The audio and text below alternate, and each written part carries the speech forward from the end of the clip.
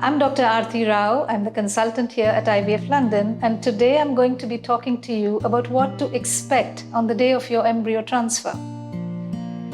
The day of the embryo transfer is your final culmination in your fertility journey, and it is important that we take the right steps to try and reduce stress, to try and make this as easy for you as possible.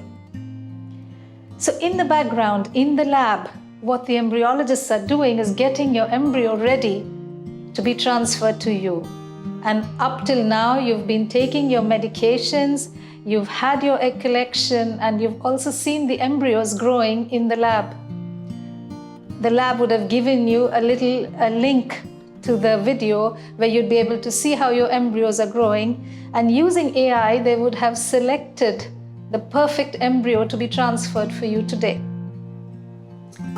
So what happens on the day? You're going to take your medications as usual on the morning of the embryo transfer, and about an hour or so before the planned procedure, you're going to start drinking a lot of water because we want you to fill your bladder up.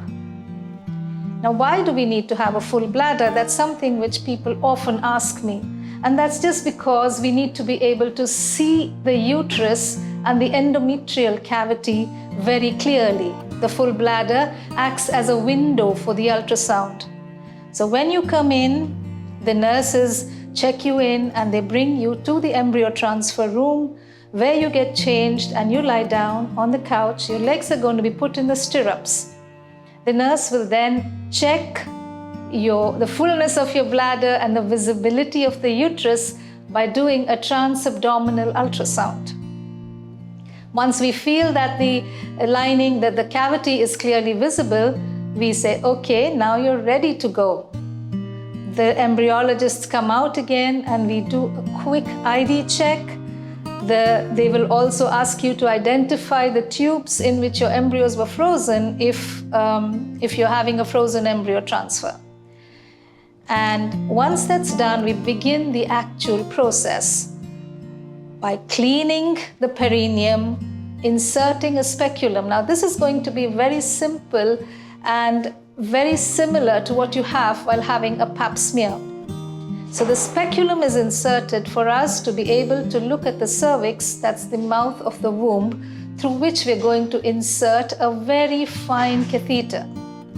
Now, before we do that, I'm going to clean the cervix and irrigate or wash the cervix of all the mucus in it, because we don't want the mucus to be carried along with the catheter into the womb. When we introduce the outer catheter into the womb, we can actually, and you can actually, see it on the ultrasound screen as a little white line that's going through the cervix up to the level of the internal os, which is the junction between the cavity of the womb and the cavity of the cervix or the cervical canal. When we tell the embryologists that we're ready, they bring the embryo out in a very fine inner catheter. And you can see us introducing the inner catheter through the outer catheter and advancing it through the womb until you see, when we push the embryo out, you see a little flash of fluid, a little white flash. That's a drop of fluid and a couple of air bubbles that are present along with the embryo. The embryo itself is too small to be seen with the naked eye. Once that's done, the embryologist takes the catheter back into the lab to check and make sure that the embryo is not stuck. Sometimes we get sticky embryos which don't want to leave the catheter, in which case they need to check and tell us that it's all clear. If it's not, they bring the embryo back and we retransfer it. And that's about it. It is as simple as that. The most important thing at this stage is for you to believe that you have done everything humanly possible and you are on the right track. This is the time to let go and try to stop stressing. Bed rest after the embryo transfer has not shown to be of any use. It doesn't change the implantation or pregnancy rates. But if you do want to lie down for 10-15 minutes after the procedure, do let us know, and we're happy that you lie down here or in the recovery ward. Your diet is essentially going to remain the same. Some people often ask me about eating pineapple or eating Brazilian nuts. Most of these have vitamins or minerals. Like Brazilian nuts have selenium, which is already present in your preconception vitamin capsules. But if you do want to do something like that, 1 or 2 Brazilian nuts every day, or maybe some pineapple every day if you like it. Pineapple contains the core of the pineapple contains something called bromelain, which is anti-inflammatory and is supposed to help in implantation.